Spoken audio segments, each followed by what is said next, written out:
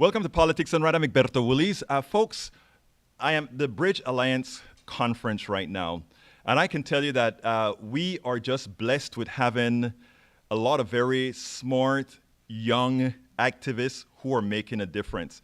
And I think it is important for us to highlight these people specifically because not we want to highlight them, but because we so need them.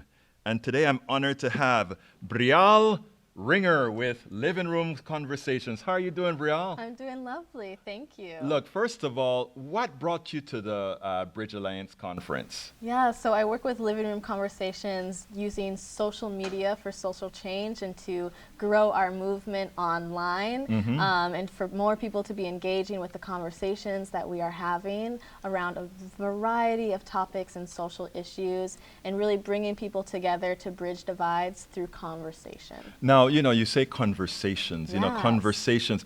I love the word. I mean, how do we start to get people to stop the bickering and stop the fighting and just say, let's talk?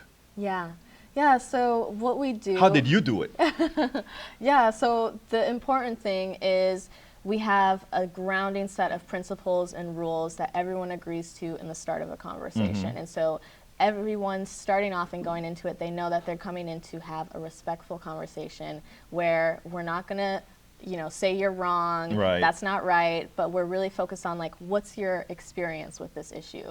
Not like, what's your political opinion and all of those things, but like, what's your personal experience with this issue? And have you found it to be rewarding, first of all? Yeah, absolutely, to feel engaged in something that matters, something that's driving forward change. Okay, so that we can show people that this is something that is on all of us. Tell us a little bit about yourself. Yeah, okay. So I came to this work by being interested in social change and using social media to drive that forward.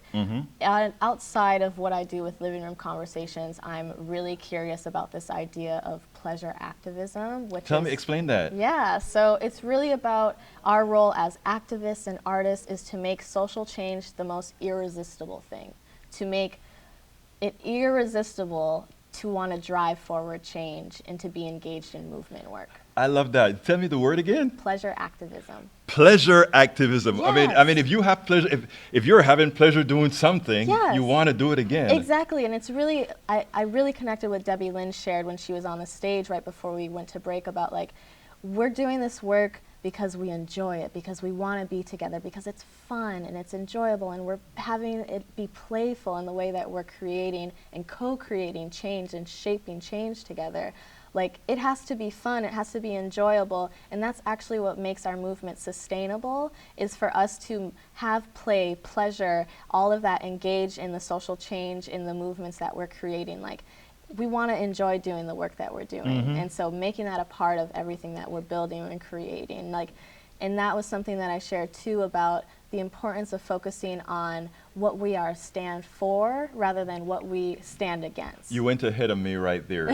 One of the reasons that you are here is I was in the ballroom and you stood up, and actually I've got to tell you it was more a learning experience for me, your statement. Yeah. Because in as much as I felt it and believed it, what was important about it is many times in my narrative, and by the way, people change my narrative all of the time. Yeah. On the radio, I listen to what people have to say, and I can tell you that you have changed my narrative. Focus absolutely more. I tell you what, before we go, Yeah. tell us what you stood up and said, and then I'll put my little post-amble onto it. Yeah, absolutely. So I talked about the importance of us in this movement as seeing our power and our role as co-creators shaping change. And in that, what we pay attention to grows. So if all we're focused on is the heaviness and like everything that's wrong and everything that we need to like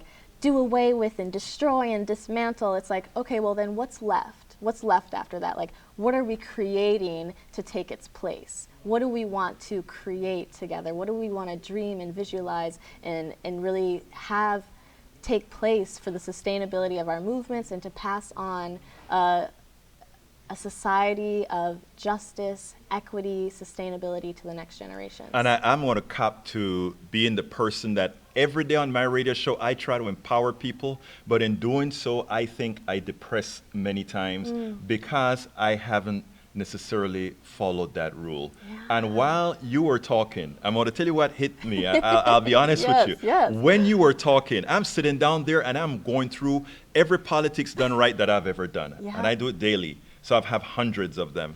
And I'm thinking about, listen to what this young woman is saying.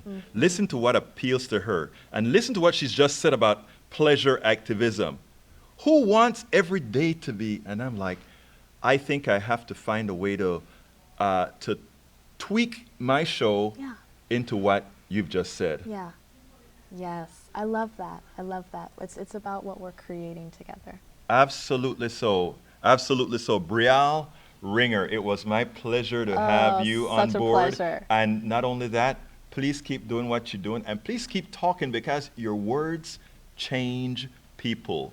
Your words change people and your words have changed politics done right. I can't wait to tune in. All right. Thank you so kindly. Thank you.